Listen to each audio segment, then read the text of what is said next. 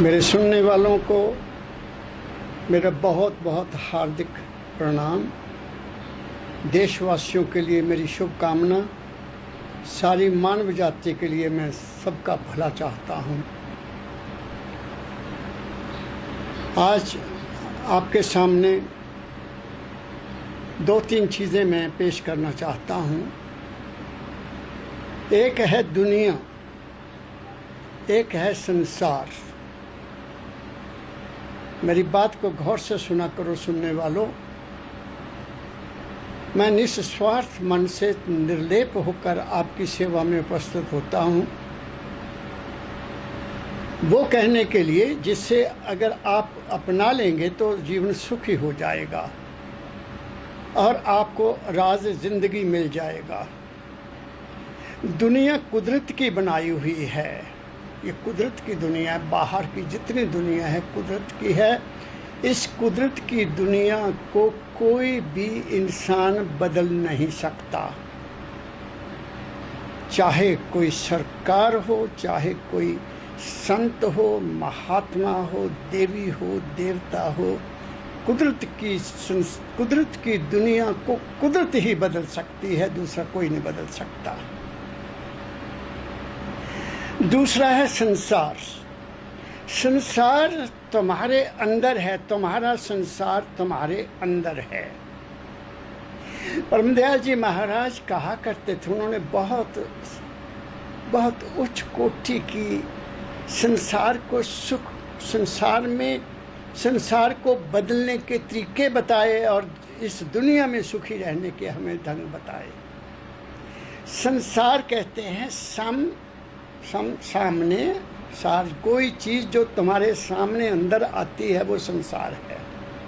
जब तुम अंदर आंखें बंद करके बैठते हो तो तुम्हारे अंदर सीन बदलते हैं, तरह तरह की चीज़ें आ जाती हैं, ख्याल आ जाते हैं, विचार आ जाते हैं, वो तुम्हारा संसार है। तुम अपना संसार बदल सकते हो, दुनिया नहीं बदल सकते। हाँ, दुनिया में वो बदल सकता है जो बदलना चाहता है, वो बदल सकता है। एक तो ये बात है। दूसरी बात ये है कि ये दुनिया जो है दुविधा की है, दोपने की है। दिन है, रात है, दुख है, सुख है, इज्जत है, बेइज्जती है, धन है, गरीबी है, अमीर, सब कुछ, हर चीज़ की दोपना है। यहाँ दुख भी है और सुख भी है। ये इस दुनिया में है। कबीर साहब ने कह दिया, तन धर सुखिया कोई न देखा, जो देखा सो दुखिया हो। और मेरे दादा गुरु महर्षि शिवव्रतलाल जी महाराज ने भी लिखा है, दुख सुख का कोई नहीं दाता, तेरी है जे भूल सब, कर्म ही करते हैं अनुकूल और प्रतिकूल सब।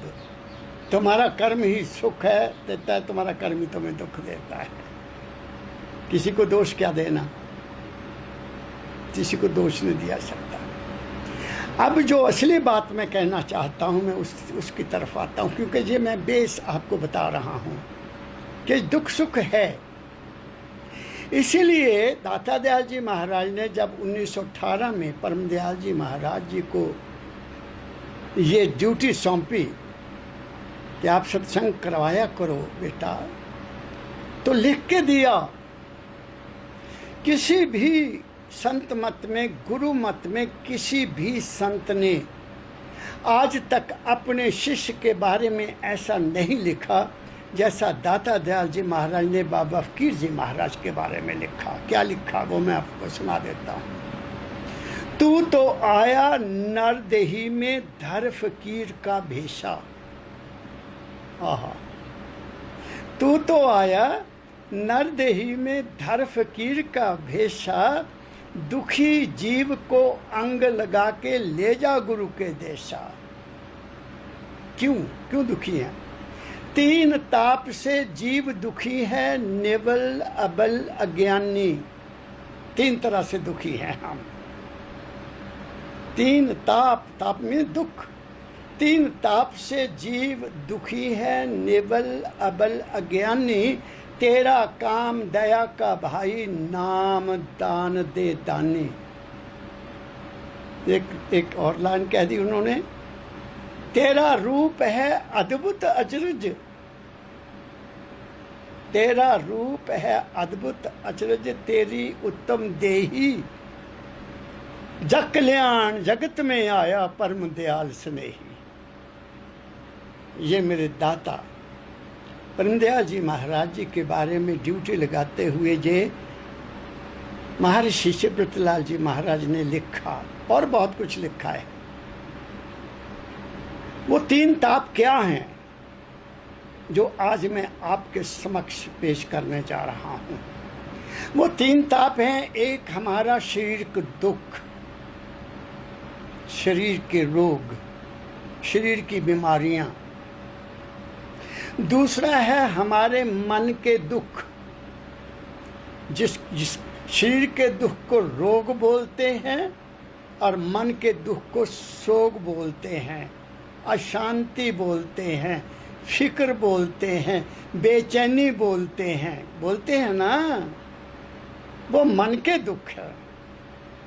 और तीसरी बात है आत्मा का दुख, अज्ञान का दुख। हमें ज्ञान नहीं है, हम अज्ञान के कारण सुख को बाहर ढूंढ रहे हैं, कभी कहीं भाग रहे हैं, कभी कहीं भाग रहे हैं, कभी कुछ कर रहे हैं, कभी कुछ कर रहे हैं। हम अज्ञान के कारण भी आत्मिक सुख से भी वंचित हैं। अब इन तीनों सुखों के, तीनों दुखों और सुखों के बारे में दाता दयाल जी महाराज ने एक शब्द लिखा हुआ है, वो भी मैं आपको सुना देता हूँ, उसके बाद में आगे चलता हूँ कि हमें दुख होते क्यों हैं और हम इन दुखों से बच कैसे सकते हैं। ये उन्होंने अपने ढंग से कहा। परम दयाल जी महाराज ने उसको और खोल कर कहा।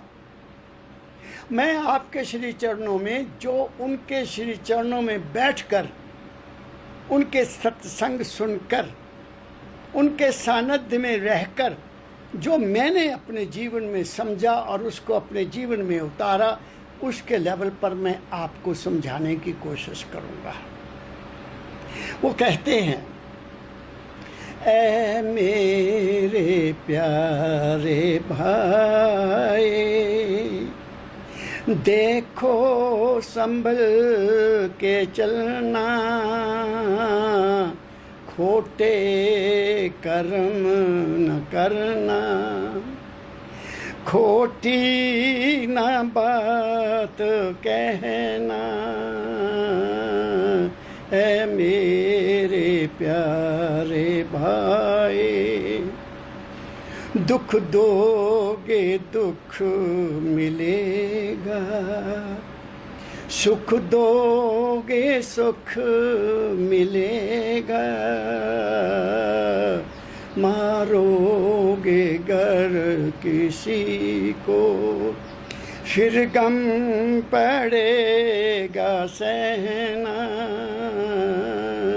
ऐ मेरे प्यारे भाई, कौलो ख्याल कर तब, कौल वचन, ख्याल मन, कर्तव्य कर्म, मन वचन कर्म।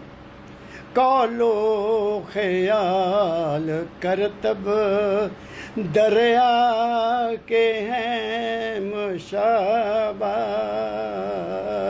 तुम देखना ना इनकी, लहरों में बह के रहना।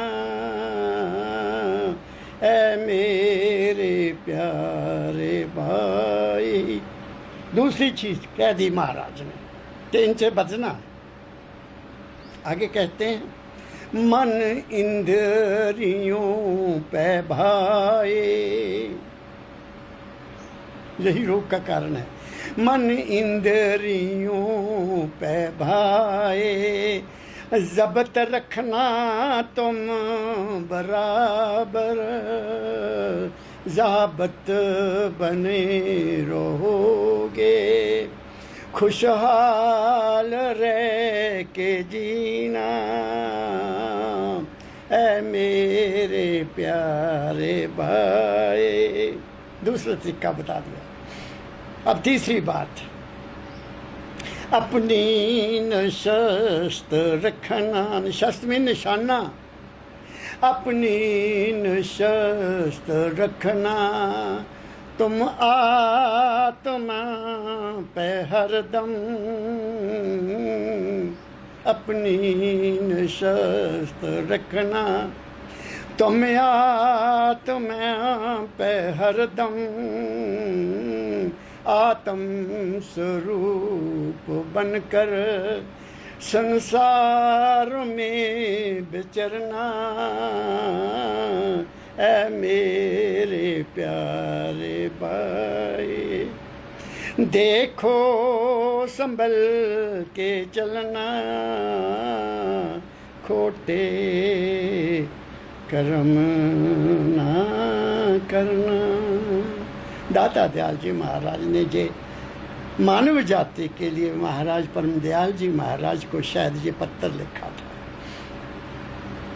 अब सवाल पैदा होता है, कबीर साहब ने कह दिया तन धर सुखिया कोई न देखा, जो देखा सो दुखिया हो, और अंत में लिख दिया संत सुखी मन जीते हो। मन को जीत लिया, सुखी हो गए। और फिर एक जगह और लिख देते हैं मन तू थकत थक थक जा। इसका मतलब ये हुआ कि हमारे दुखों का कारण, हमारे सुखों का कारण एक ही चीज है, और वो है मन।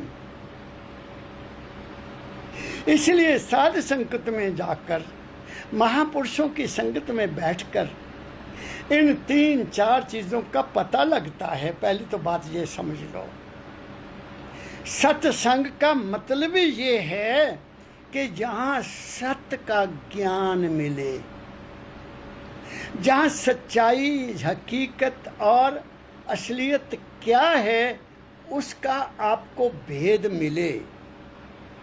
ये मन शरीर क्या है इसका पता चले, ये मन क्या है इसका पता चले, आत्मा क्या है इसका पता चले, और इन तीनों का जो साक्षी है, इन तीनों, ये तीनों ही जिसके सहारे चल रहे हैं वो हस्ती क्या है उसका ज्ञान मिले तो वो सत्संग है। अगर कोई और बात कही जाती है, या और कोई कहानियाँ कही जाती हैं, या द्वापर त्रेता की बात की जाती है, मैं उसको सत्संग नहीं मानता। सत्संग ये है जिसमें से आपको जीने का राज मिले, द लाइन ऑफ एक्शन मिले, how to lead a happy and satisfied life in this world, वो मिले। वो बता देता हूँ आपको। अब कहाँ 3 ताप, एक शरीर का दुख है। मेरे अनुभव में क्या बात आई है, मैं दूसरों की बात नहीं करता। एक तो हमारे कर्म हैं, कुछ करने, कुछ कर्मगत, कुछ पूर्व ले लेख। पूर्व ले लेख हमारा जो साथ नहीं छोड़ते। जब तक हम उनको भोग नहीं लेंगे, जब तक हम उनका कर्जा उतार नहीं देंगे, हमको चैन नहीं आएगी। उनको भोगना पड़ेगा। इसलिए कबीर साहब ने देखो, भाग कबीर का लक्ष्य भया लेख, मैंने तो तीनों मिटा दिए, भोग भी लिया और आगे भी बुरा कर्म नहीं किया, पिछला हिसाब साफ कर दिया, आगे उधार लिया ही नहीं। उसको कहते हैं देखो भाग कबीर का लक्ष्य भया लेख। अब शारीरिक रोग की सवाल एक तो होगा कि कोई ना कोई कारण है कि हम किसी पिछले कर्मों के कारण हमारे शरीर में रोग आता है, जा कोई कमी आती है, जा कोई किसी तरह का भी कोई ना कोई हमें प्रॉब्लम खड़ी होती है, पिछले जन्म का हो सकता है। दूसरा, हमारे शरीर के रोग क्यों लगते हैं? क्योंकि किसी ने कहा है we eat diseases through our mouth, हम बीमारियों को अपने मुंह से खाते हैं। सोच लो, मैं अपने पिछोकड़ को देखता हूँ, पीछे झांक कर देखता हूँ, 50-60 साल पहले जब हम छोटे थे, स्कूल में पढ़ते थे, जीवन कितना सिंपल था। ये जो मॉडर्न खाना है इस वक्त जो लोग खा रहे हैं, होटलों में खा रहे हैं, या ढाबों पर खा रहे हैं, या सड़क पर खा रहे हैं, या ठेलों पर खा रहे हैं, वो खाना नहीं खा रहे, वो बीमारी खा रहे हैं। खाना वो है जो प्रकृति से पैदा हुआ है, जो जमीन से, माँ की गोद से, इस माँ धरती माँ की गोद से जो चीज़ पैदा हुई है। मेरा अपना तजुर्बा ये कहता है कि अगर हम इस माता धरती माँ की गोद से पैदा हुई चीज़ों का ही खान पान करेंगे तो शरीर में रोग आने के 99.9 तक कोई रोग आपको नहीं लगना चाहिए। हमने जो अपना खाना बदल दिया, सरसों का तेल छोड़ दिया, रिफाइंड की ओर चले गए, पहाड़ी नमक को छोड़ दिया, समुद्री नमक खाना शुरू कर दिया, दलिया, कणक का आटा और मकई खाना बंद कर दिया और हम मैदे की चीज़ें खाने लग गए। गुड़ को खाना छोड़कर मिठाइयों को खाने लग गए। शक्कर में घी मिलाकर कभी खाया ही नहीं, आपको पता ही नहीं शक्कर घी का कितना स्वाद होता है। खा के देखो तो, बुजुर्ग खाते थे। प्याज के साथ रोटी खा के गिलास का दूध का, जब लस्सी का गिलास पी के अपना मजे लेते थे। कभी शुगर नहीं होती। आज तुम देखोगे ये शुगर क्यों है। एक बात, ये टेंशन क्यों है, इसको सोचो पहले। हमने हर चीज के ऊपर टेंशन ले ली है। किसी ने धार्मिक टेंशन ली हुई है, किसी ने सामाजिक टेंशन ली हुई है, किसी ने राजनीतिक टेंशन ली हुई है। अखबार पढ़ी और दुखी हो गए, टीवी देखा तो दुखी हो गए, ये क्या हो गया, वो क्या हो गया, ये क्यों होना चाहिए, वो क्यों होना चाहिए। तुम अपने संसार को देखो भाई, तुमने क्या लेना है इन चीज़ों से। तुम्हें पता ही नहीं कि तुम्हारे शरीर के अंग अंग में, तुम्हारे शरीर के खून की सर्कुलेशन में कितना असर हो रहा है। अपनी खुराक को ठीक कर लो, तुम्हारे 99.9% रोग ठीक हो जाएंगे। सरसों का तेल इस्तेमाल करो, ज़मीन से आया है। देसी घी खाओ, कुछ नहीं होगा। जे वैसे ही कह दिया कि देसी घी मत खाओ। जे दूसरी चीज़ों से बनते हैं, तुम्हारे कोलेस्ट्रॉल क्या बनता है, वो बढ़ गया तुम्हारा, वो बढ़ गया तुम्हारा, वो बढ़ गया। क्यों बढ़ा? क्योंकि तुम्हारा नमक ठीक नहीं है। तुम्हारी वेन्स क्यों रुकी हैं? क्योंकि तुम्हारे खाने में देसी घी नहीं है। देसी घी हमारे शरीर को एडजस्ट करता है, बाकी चीज़ें नहीं खा सकती, वो अननेचुरल हैं। इसलिए पहली बात तो मैं आपको शरीर के दुख की तो आपको मैंने बता दी। अब आप जानो, आपका काम जाने भाई। थोड़ा थोड़ा खा, तेरे भले की कहूँ, और थोड़ा खाओ, ज़्यादा नहीं खाना चाहिए। एक बात। दूसरा है मन के रोग। मन के रोग क्यों होते हैं? मन में आशाएं बहुत हैं। एक आशा खत्म नहीं होती, दूसरी शुरू हो जाती है। कामनाएं बहुत बढ़ गई हैं। दुनिया की ज़रूरतें ऐसी बढ़ा ली हैं जिनकी ज़रूरत नहीं है, वो भी बढ़ी हुई है। सोचो मेरी बात को। जहां आशा है वहां निराशा है। कोई चीज़ की आश करोगे आप, वो पूरी नहीं होगी, तुम्हें दुख होगा। और हम अपने जीवन की आशाओं को पूरा करने के लिए पता नहीं कहां कहां धक्के खाते फिरते हैं, क्या क्या मन्नताएं करते फिरते हैं, क्या क्या हम ज्योतिष लगवाए फिरते हैं कि क्या हो जाएगा, ये क्यों नहीं हुआ, वो क्यों नहीं हुआ। सुनो मेरी बात को। ये क्यों हुआ? ये ऐसा क्यों हुआ? क्योंकि हमें, मेरी बात को ध्यान से सुनो, हमें उस माल के कुल के ऊपर विश्वास नहीं रहा। क्या कह रहा हूं मैं? जिसने हमें सब कुछ दिया है, दे रहा है, दिया है, दे रहा है, हमें उसके देने पर विश्वास नहीं रहा। हम और अधिक और अधिक और अधिक मांगने की, उसकी इस दुनिया से प्राप्त करने के संघर्ष में लगे हुए हैं। क्या कहा मैंने? हमें उसके दिए पर संतोष ही, और हम कभी उसका शुक्रिया करते ही नहीं हैं कि मालिक आपने बहुत कुछ दिया है मुझे। हमें संतोष ही नहीं है। और सुख, मानसिक सुख कहाँ है? मन का सुख संतोष में है। आहा, क्या कहा मैंने? लोभ में नहीं है। मन का सुख संतोष में मिलेगा। जो करिए सोई भला, जो करिए सोई भला। और श्री गुरु नानक साहब जी महाराज ने तो लिख ही दिया, तुम्हें उस पर भी विश्वास नहीं आता। देंदा दे लेंदे थक पा, जुगा जगंतर खाई खा। वो देने वाला तुम्हें दे रहा है, तुम जुगो जुगो खाते जाओ, कमी नहीं आएगी, मगर तुम्हें तो विश्वास ही नहीं है उसके ऊपर। और फिर कहा है शास्त्र में, कहा विश्वासम फलदायकम, विश्वास ही फल लाता है।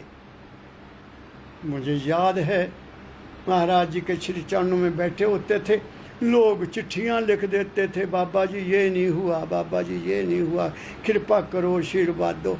आ जाते थे, महाराज जी मेरे लड़का नहीं है, महाराज जी मेरे लड़के को नौकरी नहीं मिली है, महाराज जी मेरी लड़की की शादी नहीं हुई। यही होता था, और कुछ भी नहीं होता था। बीमारी है, ये है, वो है। या फिर ये होता था, बाबा जी ये आपने ऐसा कर दिया, आप आए थे आपने ऐसा कर दिया। उन्होंने कहा कि मैं कहीं नहीं जाता,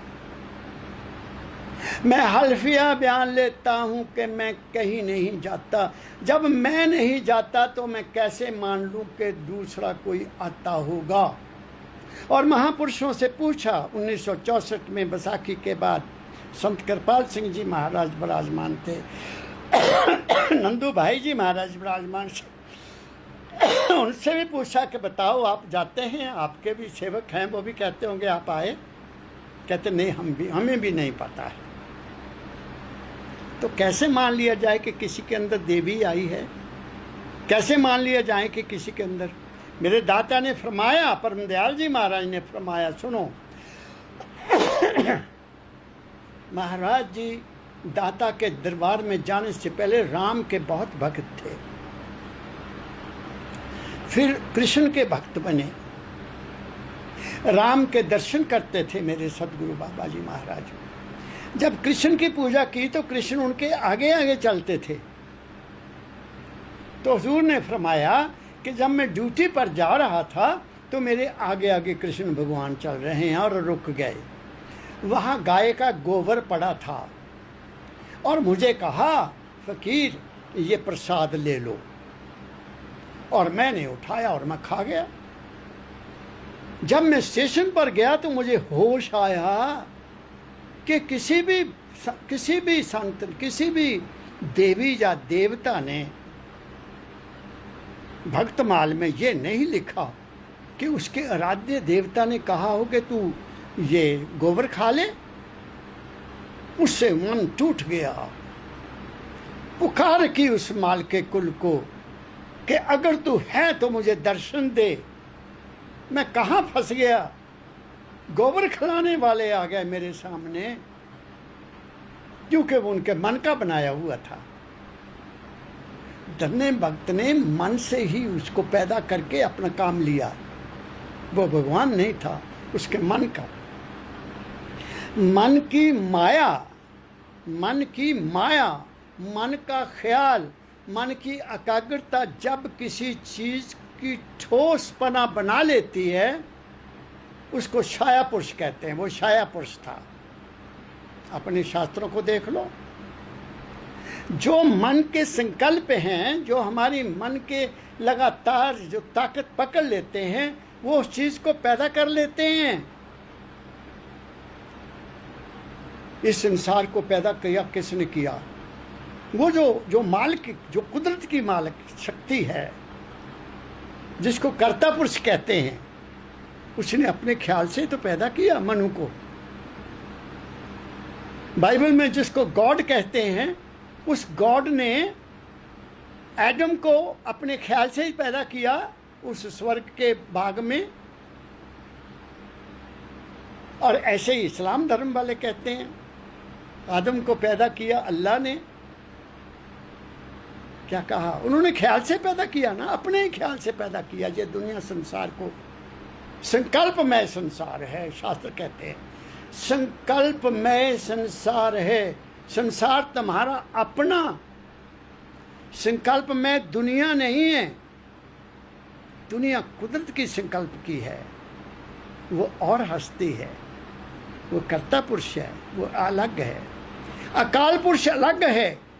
देखो मैं क्या कह रहा हूं, अकाल पुरुष अलग है, कर्ता पुरुष अलग है, ईश्वर अलग है, आत्मा अलग। आत्मा परमात्मा की अंश है, ईश्वर शक्ति परमेश्वर की अंश है।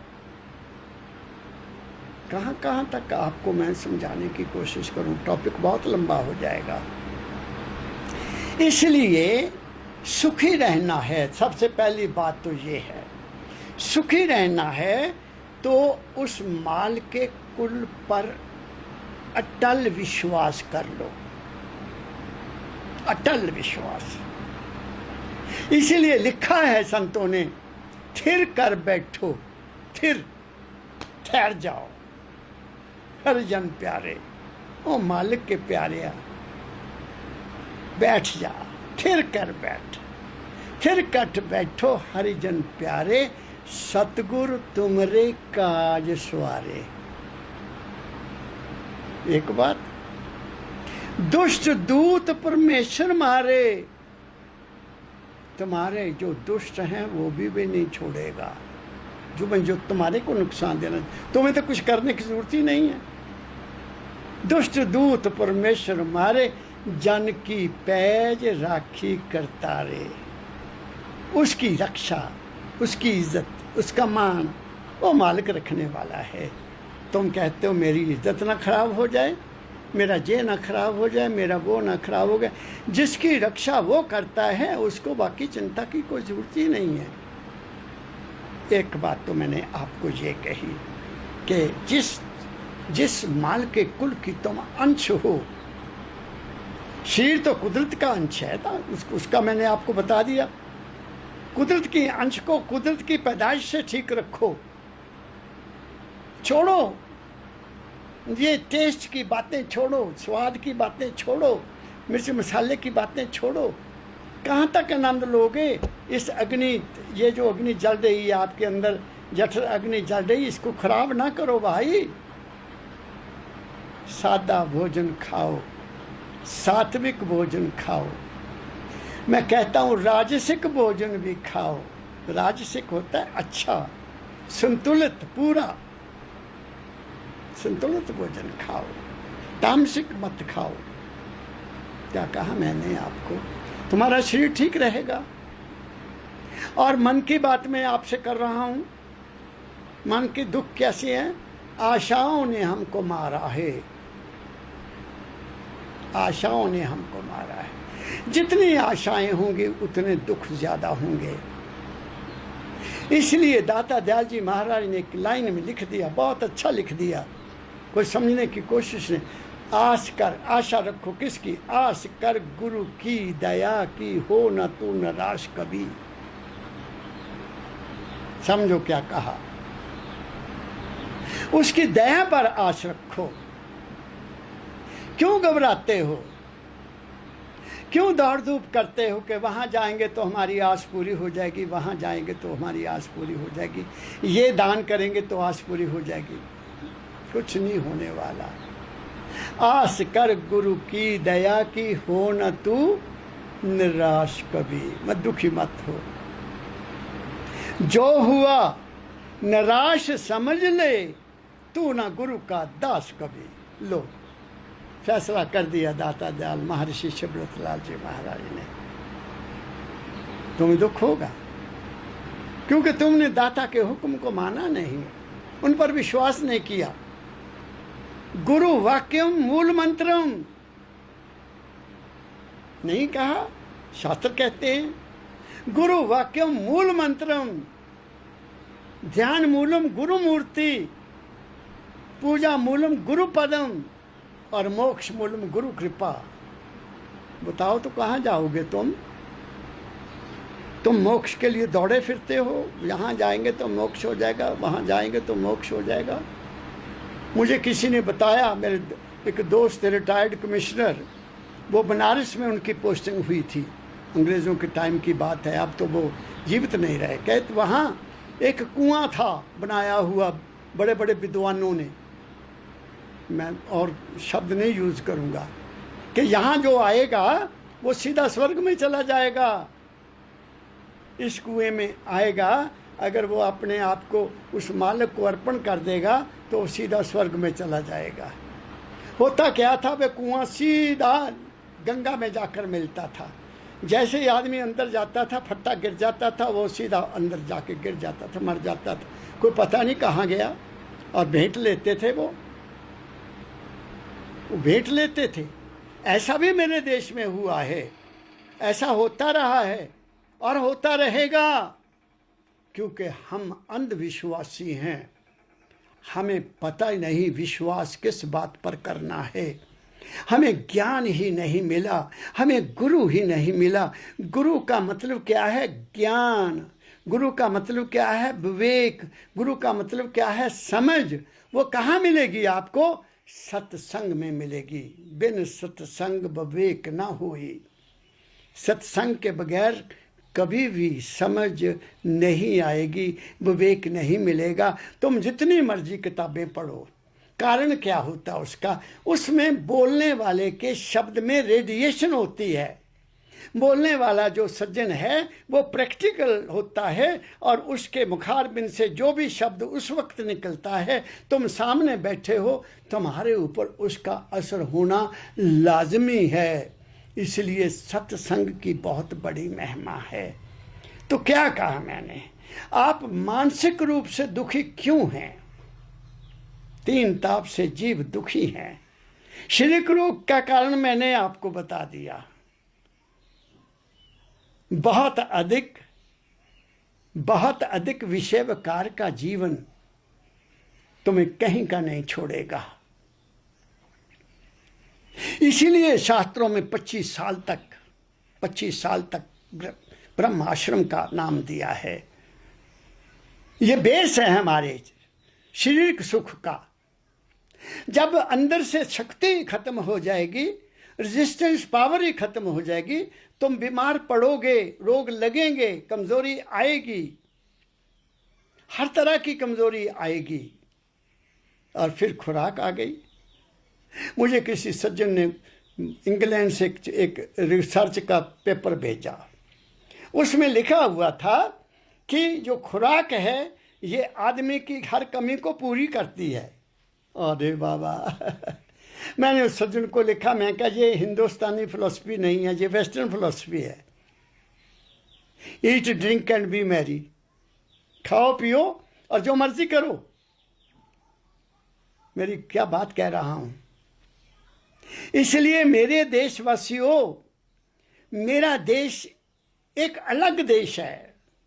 ये ऋषियों का देश है, ये महापुरुषों का देश है, ये गुरुओं का देश है, ये संत महापुरुषों का देश है। हमारे इस भूमि में एक संस्कृति है। हमारी इस भूमि में एक पैदाइश होते ही संस्कार हैं, वहाँ संस्कार नहीं है। हमारे देश में तो ये कहा जाता है कि माता पिता की सेवा करो भाई, तुम्हारी भी सेवा होगी। अगर तुम माता पिता की सेवा नहीं करोगे, तुम्हारी सेवा भी नहीं होगी, ऐसा कहा गया है। तो लेकिन वहां उधर के फॉरेन देश में तो क्या है, 18 साल के बाद कोई पूछता नहीं। 18 साल हो गए, बच्चा अलग, बूढ़ी बूढ़ा अलग, मैं देखा है, कोई पूछता नहीं है। वहां का पानी ऐसा है, वो इकट्ठे रह ही नहीं सकते। लेकिन हमारे देश में ये बात नहीं थी, अब वो धीरे धीरे आ रही है। क्यों आ रही है? क्योंकि हमारा खाना विदेशी हो रहा है, हमारा पहनना भी विदेशी हो रहा है, हमारा खाना विदेशी हो गया, हमारा पहनना विदेशी हो गया, हमारा विचार भी विदेशी हो रहा है। माता पिता के प्रति हमारा वो जो संकल्प है, वो जो प्रेम है, वो जो सेवा है, वो कम हो रही है। मैं 6ठी क्लास में पढ़ता था, 6ठी क्लास में, तो मेरे टीचर थे, मैं उनको नमस्कार करता हूँ, आज भी याद करता हूँ। मैथमेटिक्स हमें पढ़ाया करते थे, तो वो एक कहानी सुनाया करते थे, बड़े प्यार की कहानी सुना देता हूँ आपको भी मैं। तो कहते एक बुजुर्ग थे, उनका बेटा था एक, तो बेटा कुछ थोड़ा सा रास्ते से कुराहे पड़ा हुआ था, और बाप हमेशा उसको समझाता था, बेटा ये ना कर, बेटा ये ना कर, बेटा ये ना कर। लेकिन वो नहीं मानता था, वो नहीं मानता। ये उन्होंने मुझे सुनाया हुआ है। तो एक दिन उसके लड़के ने सोचा कि ये बापू हमें हर रोज टोकता है, हर रोज खाने से रोकता है, हर रोज पीने से रोकता है, इसका तो काम ही तमाम कर देता हूं।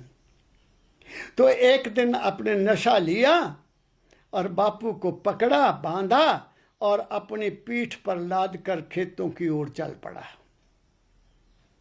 और एक हमारे कुएं होते थे तब, अब तो खत्म हो गए, अब तो ट्यूबवेल आ गए। बैलों वाले कुएं होते थे, ऐसे चलते थे बैलों से। मैंने उनके नीचे बैठकर नहाया हुआ है। तो वहां उतार दिया, तो उसको पूछने लगा, बेटा शाम का वक्त था, क्या करने लगा है? अरे तू क्यों मुझे बांध कर यहां ले आया, क्या करने लगा? ओ बापू क्या करना, तेरी रोज रोज टैं से तंग आ गया हूं, तुम्हें कुएं में फेंकना है, मैंने झगड़ा ही खत्म कर देना। अच्छा बेटा तेरी मर्जी, पर ये बता ये कुआं कौन सा है? वो कहता ये कुआं टाली वाला, टाली, यहां टालियों का वृक्ष है।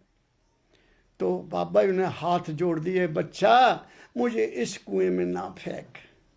कहता क्यों, इसमें पानी नहीं है? पानी तो है, डूब जाएगा, जल्दी फैसला हो जाएगा। कहता ये बात नहीं बेटा, मुझे अगले कुएं में फेंक। क्या मैं नहीं, मैं तो यहीं फेंकूंगा। कहते नहीं बच्चा ना, मैं तेरे पाँव पकड़ता हूं, क्यों ना फेंकू? कहते यहां मैंने अपने बाप को फेंका था बेटा, मैंने उनका भी कहना नहीं माना था, इसलिए तू इस कुएं में मुझे ना डाल, मुझे अगले कुएं में डाल।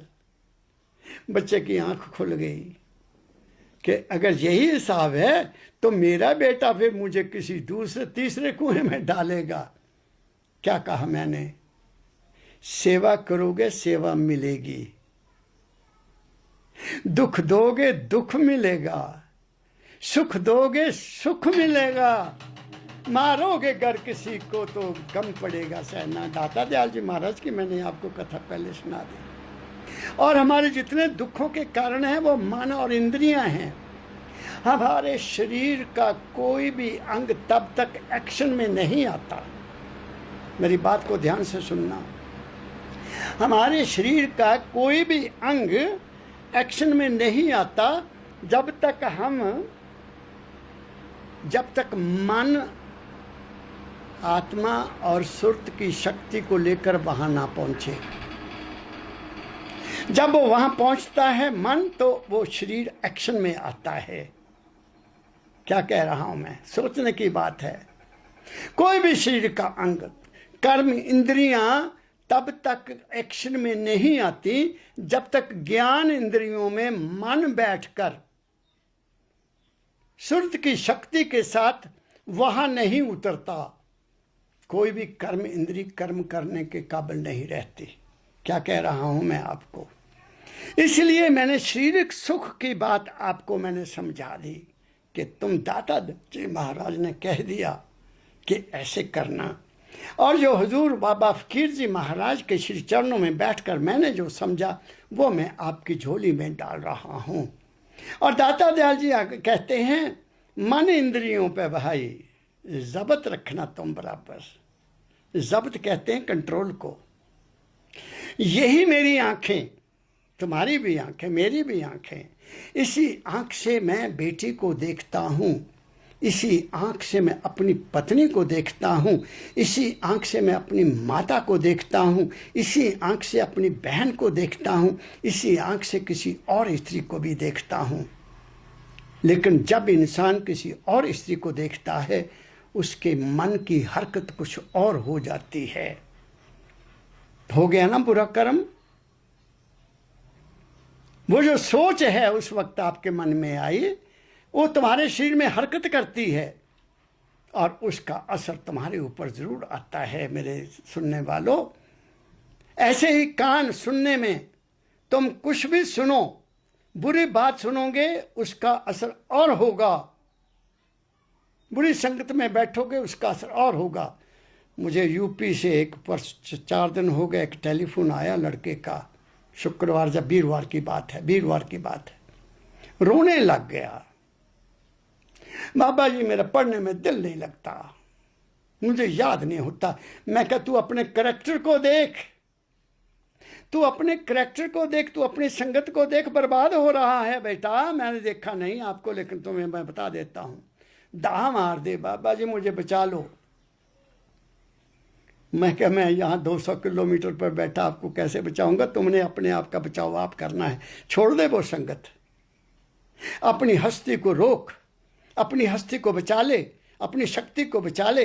तुम्हें शारीरिक रोग भी नहीं होगा, तुम्हें मानसिक रोग भी नहीं होगा, तुम जिंदगी में कामयाब हो जाओगे। जब शारीरिक रोग लगेगा तो मानसिक रोग लगेगा, तुम कमजोर हो जाओगे, दुनिया में कहीं भी कामयाब नहीं हो सकोगे। क्या कह रहा हूं मैं आपको? इसलिए मन इंद्रियों पे भाई जब्त रखना तुम बराबर। जाबित बने रहोगे, कंट्रोल्ड, सेल्फ कंट्रोल्ड। सबसे बड़ी भक्ति की है सेल्फ कंट्रोल। पूरा 5 कर्म इंद्रियों पर और 5 ज्ञान इंद्रियों पर कंट्रोल रख लो, तुम्हारा जीवन निखर जाएगा, तुम्हारा जीवन प्रफुल्लित हो जाएगा। क्या कहा मैंने आप लोगों को? फिर दाता दयाल जी महाराज ने और कह दिया, कौलो ख्याल कर्तव्य मन वचन और कर्म। शास्त्र बार बार कहते हैं मन वचन कर्म से शुद्ध रहो, मन वचन कर्म से किसी का बुरा ना करो, मन वचन कर्म से कोई बुरा ना करो। मैं इसके ऊपर पहले भी आपको बता चुका हूं। मन से सूक्ष्म कर्म होता है सोचना, बुरा सोचना। बुरा सोचा हुआ तुम्हारे ऊपर असर करेगा और तुम्हारा नुकसान करेगा, दूसरे का भी करेगा लेकिन तुम्हें भी नहीं छोड़ेगा। बुरा बोलोगे उसकी वाणी का असर होता है। कड़वा वचन कलेजा बांधे। क्या कहा मैंने? दाता दयाल जी महाराज ने लिखा, मीठी बाणी बोलो मुख से मन रहे निर्मल शुद्ध शरीर। कितनी ऊंची बात कह दी है। मीठी बाणी बोलने से तुम्हारा ही फायदा है, मन रहे निर्मल शुद्ध शरीर। कुछ और तो नहीं कहा। और अगर कड़वी बाणी बोलोगे तो फिर क्या होगा? उल्टा हो जाएगा। मन निर्मल नहीं रहेगा, शरीर शुद्ध नहीं रहेगा। क्या कह रहा हूं मैं आपको? मेरी बात को समझने की कोशिश करो मेरे सुनने वालों। मैं थोड़े में ही तुम्हें गागर भर कर देना चाहता हूं। इसलिए मन वचन कर्म, कड़वा वचन। और कर्म क्या होता है? जो हाथों से किया जाता है। कर्म हाथों से भी किया जाता है, पैरों से भी किया जाता है, जबान से भी किया जाता है, आंखों से भी किया जाता है, मन से भी किया जाता है। क्या कहा मैंने? इसकी विश्लेषण मैं पहले के एक सत्संग में पूरे रूप से कर चुका हूं। वैसे तुम्हें मैंने इशारे में बता दिया कि कर्म शरीर से होता है, मन से। इसको ठोस कर्म कहते हैं, ठोस। आप मेरी बात समझ रहे हैं? और मन से कर्म सूक्ष्म होता है, और ना वचन से कर्म सूक्ष्म होता है, और मन से कर्म कारण होता है, नजर नहीं आता। ख्याल ब्रह्मांड में गया और सारे वातावरण को गंदा कर दिया, सारे वातावरण को गंदा कर दिया। इसीलिए संतों ने कहा है, आग लगी आकाश को, जल जल गिरे अंगार, जो ना होते संत जन, जल मरता संसार। सिर्फ संत हैं जो सबका भला मांगते हैं, सिर्फ संत हैं जो सबके लिए अच्छा ख्याल रखते हैं, सिर्फ संत हैं जो चाहते हैं कि हर इंसान जो मेरे पास आए वो सुखी रहे। क्या कहा मैंने आपको? बिजली चली जाती है फिर आ जाती है।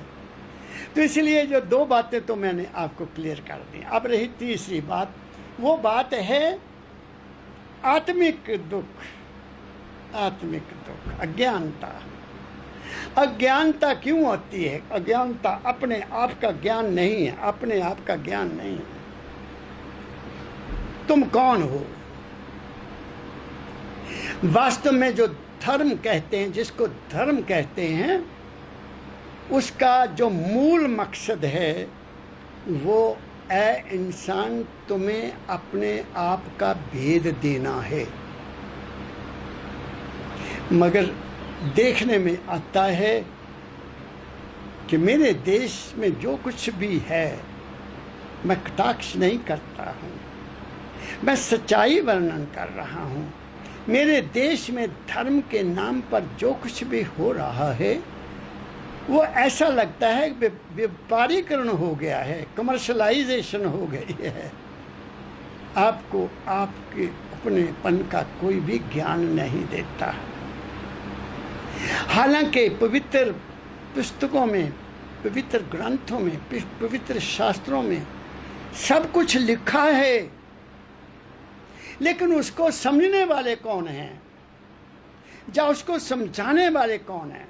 सुनो मेरी बात को ध्यान से सुनना।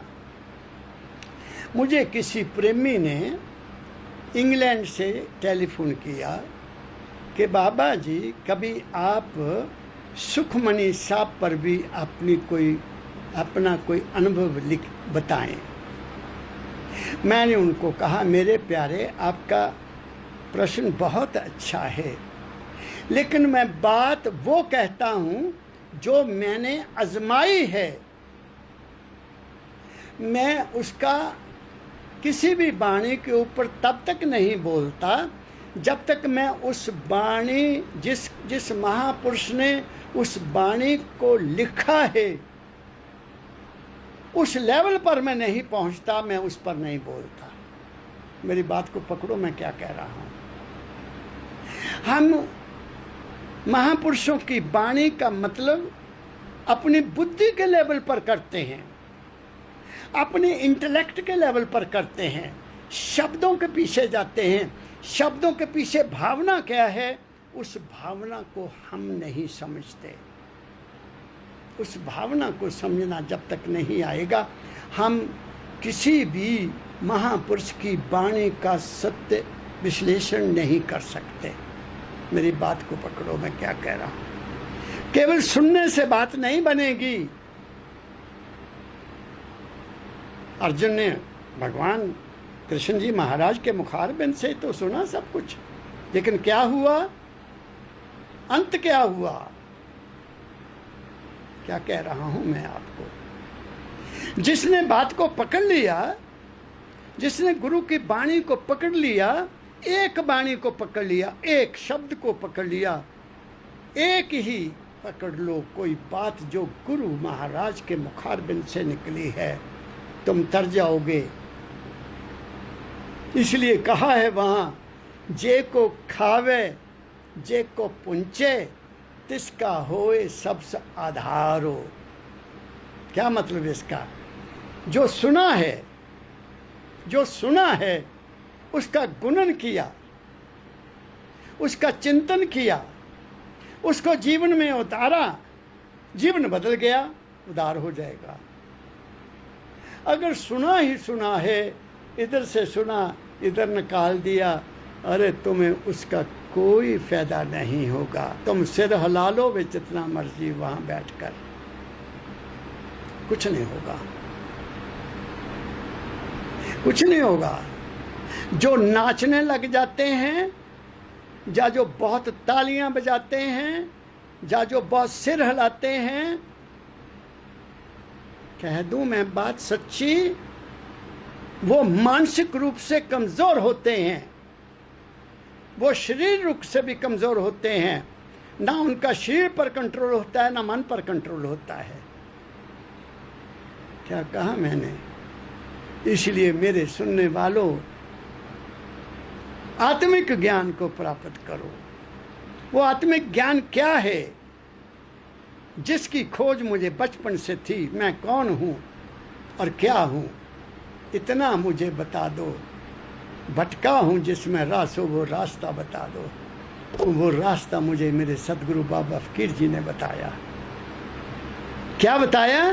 कि मैं शरीर नहीं हूं, लेकिन शरीर में रहता हूं, इसलिए शरीर की देखभाल करना मेरा पहला धर्म है। क्या कहा मैंने? ये मंदिर है, इसी में बैठकर अभ्यास हो सकता है, और कहीं नहीं। और भी कहीं जाओगे तो आंख बंद करनी पड़ेगी, तो घर में क्यों ना कर लें, बाहर क्यों जाकर करनी है? तू मन नहीं है। मन तो तेरा बनता है इस संसार में आकर, जब तू कुछ देख लेता है, जब तू पढ़ लेता है, जब तू कुछ सुन लेता है, जब तक तू कुछ टच कर लेता है। टच करने से तुम्हें पता लगा गर्म सर्द है, टच करने से तुम्हें पता लगा कि बिजली करंट मारती है, वैसे थोड़ी पता लगता है। मन को पता लग गया, गर्म सर्दी का भी पता लग गया। क्या कहा मैंने? अच्छी चीज़ पढ़ोगे उसका असर अच्छा पड़ेगा, बुरी चीज़ पढ़ोगे तो उसका असर बुरा पड़ेगा। बुरी चीज़ देखोगे बुरा असर पड़ेगा, अच्छी चीज़ देखोगे अच्छा। महापुरुषों की फ़ोटो देखो, तुम्हारे मन की हालत और होगी। और फिल्म स्टारों की फ़ोटो देखो, तुम्हारे मन की हालत और होगी। और क्या कहूँ मैं आपको, इससे ज़्यादा और क्या कहूँ, खोलने की बात कहूँ तो मन तो तुम्हारा बदलता है, इसको ठहराना है, इसको ठहराना है। और ठहराने के लिए सिमरन है, जो सद्गुरु ने तुम्हें दिया उसका सिमरन किया करो। और मैं सिमरन के बारे में बहुत डिटेल में आपको बता चुका हूँ। जिसका सिमरन करना है उसका रूप भी है भाई। अगर सिमरन करते करते ध्यान करोगे और उस दाता का जिसका तुम ध्यान करते हो, अगर तुम्हें विश्वास हो गया कि वो सब कुछ देने वाला है, तुम्हारी ज़िंदगी का मालिक है, तुम्हें कोई कमी ही नहीं रहेगी। क्या कह रहा हूँ मैं आपको? आपके समक्ष बैठा है ये परम दयाल जी महाराज का प्यारा सतगुरु के दरबार में कमी वस्तु की ना, बंदा मौज न पावे चूक चाकरी मां, दौड़ा हुआ बाहर को, वहां विश्वास ही नहीं आया। 18 साल की उम्र में मैं बाबा फकीर जी महाराज के श्री चरणों में चला गया। आज तक मैंने इधर ना उधर कभी झांका नहीं। मेरे लिए खुदाए आलम, हस्ती आलम, परम तत्व, प्रकाश, शब्द का पंडार मेरा सतगुरु हमेशा मेरे अंग संग है।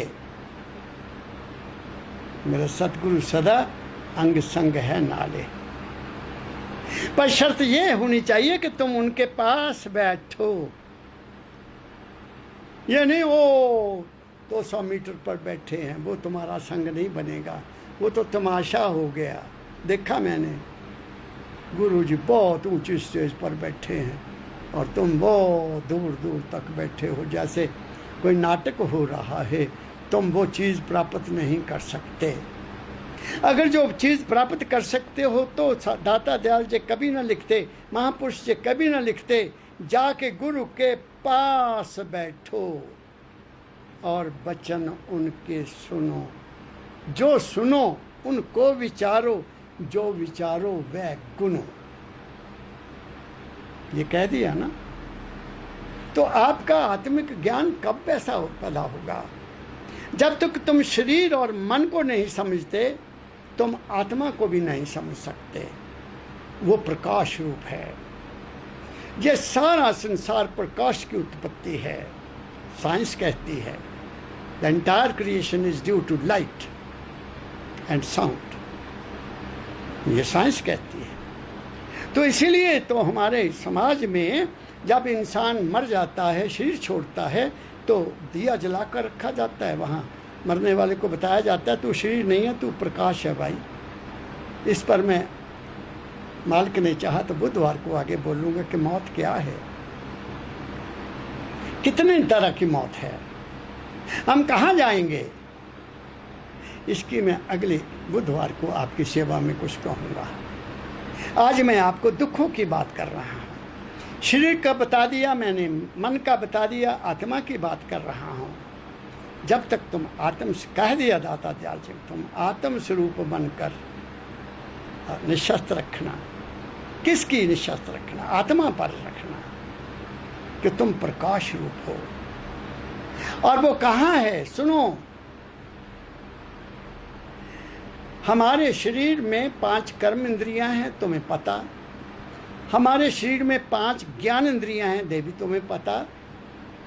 हमारे शरीर में 5 जान इंद्रियां हैं, जिंदगी की इंद्रियां हैं। वो भी मैं तुम्हें थोड़ी सी बता देता हूँ। वो क्या है?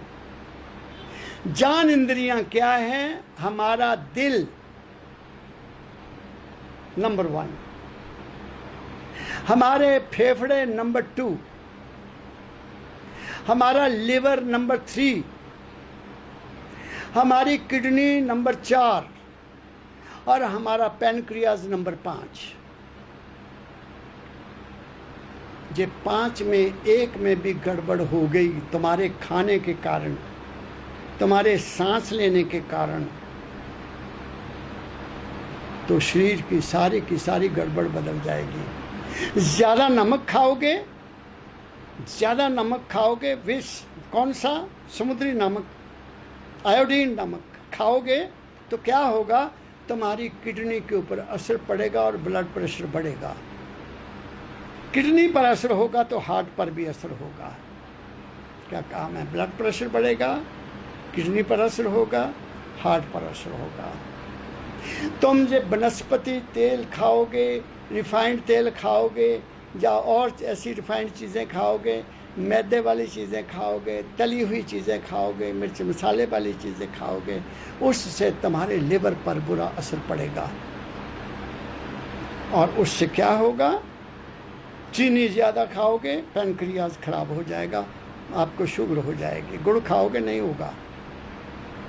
क्या मैं तो अभी भी, आजकल आप हैरान होंगे, मैं तो शक्कर में घी डाल के भी रोटी खा लेता हूँ, देसी घी डालकर खा लेता हूँ। मैंने आज तक मैं खा लेता हूँ। मैं अपनी बात करता हूँ, दूसरों की बात नहीं करता, क्योंकि मेरे पिताजी खाया करते थे। हमारे घर में मेहमान आते थे तो शक्कर घी डाल कर दिया जाता था और कुछ नहीं होता था। मेरी बात समझ रहे हो? इनमें से कोई भी चीज़ खराब हो जाएगी। अगर आपके सांस को ऑक्सीजन नहीं मिल रही है, तुम कहीं ऐसी जगह पर रहते हो जहाँ तुम्हें खुले में सांस लेने का टाइम नहीं मिलता, तो तुम्हारे फेफड़े भी खराब हो सकते हैं। इसलिए आजकल जो फेफड़ों का रोग किनको लग रहा है ज़्यादा? जिनके फेफड़े कमज़ोर हैं, वो सीधा वहीं अटैक करता है वायरस।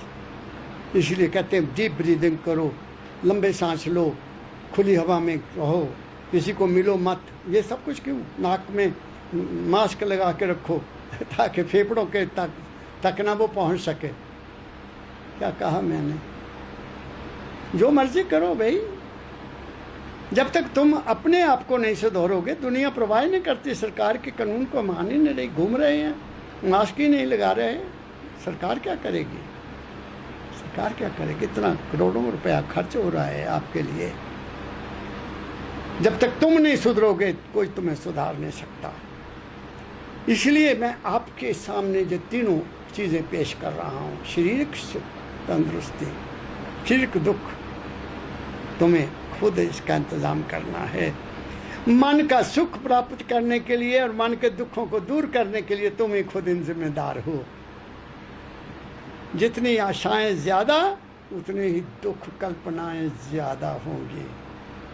जरा संतोष करके देखो, जरा उस पर निर्भर होके देखो। प्रभु जी डोरी हाथ तुम्हारे। ऊंची बात कह रहा हूं। मन तुम्हें चैन नहीं लेने देगा, इस पर विश्वास नहीं करने देगा, लेकिन मुझे तो पूरा विश्वास हो गया कि जो करिए सोई भला, वो ही जो कुछ करता है। इसलिए आत्मिक ज्ञान प्राप्त होगा किसी गुरु की संगत में जाकर होगा। शारीरिक ज्ञान और मानसिक ज्ञान की बात मैंने आपसे कर दी। तुम प्रकाश रूप हो, हम सब मानव हैं, उस माल के कुल की संतान हैं। इसलिए हमारे में द्वेष, ईर्ष्या, नफरत, ये झगड़े नहीं होने चाहिए। आओ इस देश में प्रेम से रहें, एक दूसरे की सेवा करें, एक दूसरे की मदद करें और सुखी रहें। इन्हीं शब्दों के साथ मैं आज अपनी वाणी को विराम देता हूँ और आप सबको बहुत प्यार भरा नमस्कार करता हूँ। जिस जिस धर्म से तुम हो, उन सभी धर्मों के लोगों को, राधा स्वामी वालों को राधा स्वामी कहता हूँ, राम राम को राम राम कहता हूँ, हरे कृष्ण वालों को हरे कृष्ण कहता हूँ, और अल्लाह को मानने वालों को अल्लाह को कहता हूँ, अस्सलाम वालेकुम कह देता हूँ। और फिर सत्य श्री अकाल। अकाल वो सत्य है जो काल से परे है। इससे फिर मैं आगे कभी आपकी सेवा में बुधवार को कुछ कहूँगा। सबको प्रणाम, सबको प्रणाम।